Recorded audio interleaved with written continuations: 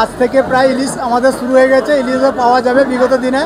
আপনারাও জগন্নাথ মন্দির দর্শন করতে এসে পেয়ে যাবেন ইলিশ। মৎস্য মন্দিরে দীঘা মোহনাতে এলে আপনারা আসুন, এলে আপনারা দীঘা মোহনা থেকে ইলিশ কিনতে পারবেন। হ্যাঁ, আজকেই আমাদের প্রথম উঠলো, আমাদের কাঁটাতে আজকেই প্রথম বৌনি হলো এবং আজকেই আমাদের প্রথম ইলিশ কাঁটাতে উঠলো।